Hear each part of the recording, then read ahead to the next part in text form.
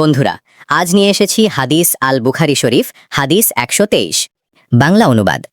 আবু মুসা রাদিয়াল্লাহু তাআলা আনহু থেকে বর্ণিত, এক ব্যক্তি রাসূলুল্লাহ সাল্লাল্লাহু আলাইহি ওয়াসাল্লামের কাছে এসে বলল, হে আল্লাহর রাসূল সাল্লাল্লাহু আলাইহি ওয়াসাল্লাম, আল্লাহর পথে যুদ্ধ বা সংগ্রাম বলতে কি বোঝায়?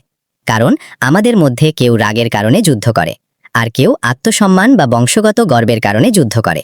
তখন রাসূলুল্লাহ সাল্লাল্লাহু আলাইহি ওয়াসাল্লাম বললেন, যে ব্যক্তি এই উদ্দেশ্যে সংগ্রাম করে যে আল্লাহর কালাম দিন যেন সর্বোচ্চ হয়, সেই ব্যক্তি আল্লাহর পথে ফি সাবিলিল্লাহ সংগ্রামকারী। ৩. নুজুল বা প্রেক্ষাপট সংক্ষেপ। আরব সমাজে যুদ্ধ ও সংঘাত ছিল খুব সাধারণ বিষয়। মানুষ লড়াই করত গোত্রের সম্মানের জন্য, প্রতিশোধের জন্য, রাগ ও আবেগের বশে। এমন পরিস্থিতিতে সাহাবীদের মনে প্রশ্ন জাগে, কোন সংগ্রাম আল্লাহর কাছে সত্যিকারের গ্রহণযোগ্য? এই বিভ্রান্তি দূর করতেই এই প্রশ্ন করা হয়, এবং রাসূল সাল্লাল্লাহু আলাইহি ওয়াসাল্লাম এই স্পষ্ট নীতিটি ঘোষণা করেন। ৪. সংক্ষিপ্ত ব্যাখ্যা। এই হাদিসের মূল কথা একটি, নিয়তি সব আমলের মাপকাঠি। একই কাজ একজন করলে ইবাদত, অন্যজন করলে গুনাহ। পার্থক্য শুধু এক জায়গায়, হৃদয়ের উদ্দেশ্য, নিয়ত। রাসূল সাল্লাল্লাহু আলাইহি ওয়াসাল্লাম পরিষ্কারভাবে জানিয়ে দিলেন, রাগের জন্য লড়াই, অহংকার বা গর্বের জন্য লড়াই, ব্যক্তিগত স্বার্থে লড়াই, এসব আল্লাহর পথে নয়। শুধু একটিই আল্লাহর পথে, আল্লাহর দ্বীনকে প্রতিষ্ঠা ও সর্বোচ্চ করার উদ্দেশ্যে করা সংগ্রাম। ৫. আধ্যাত্মিক ব্যাখ্যা, রুহানি শিক্ষা। এই হাদিস মানুষের অন্তরকে শুদ্ধ করার শিক্ষা দেয়। আধ্যাত্মিক শিক্ষা, আল্লাহ মানুষের বাহ্যিক কাজ নয়, অন্তরের নিয়ত দেখেন। অহংকার ইবাদত নষ্ট করে দেয়। প্রকৃত জিহাদ হল নিজের নফসের বিরুদ্ধে সংগ্রাম।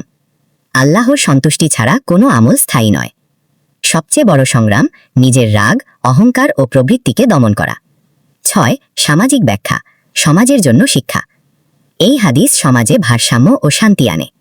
সামাজিক শিক্ষা, দ্বীনের নামে অন্যায় বন্ধ হয়, সহিংসতা ও চরমপন্থা রোধ হয়, ন্যায় ও ইনসাফ প্রতিষ্ঠার পথ পরিষ্কার হয়। ব্যক্তিগত স্বার্থকে দ্বীনের নামে চালানোর সুযোগ থাকে না।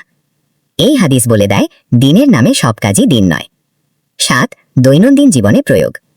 এই হাদিস শুধু যুদ্ধের জন্য নয়, আমাদের জীবনে কথা বলা, প্রতিবাদ করা, দাওয়াত দেওয়া, সামাজিক কাজ করা, সবকিছুর আগে প্রশ্ন করতে হবে, আমি কি এটা সত্যিই আল্লাহর জন্য করছি?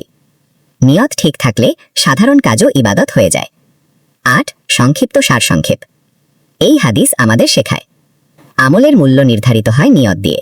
রাগ ও অহংকার আল্লাহর পথে নয়, আল্লাহর সন্তুষ্টিই সর্বোচ্চ লক্ষ্য। সত্যিকার সংগ্রাম মানে আল্লাহর দ্বীনকে অগ্রাধিকার দেওয়া। আমিন। আল্লাহ হাফেজ।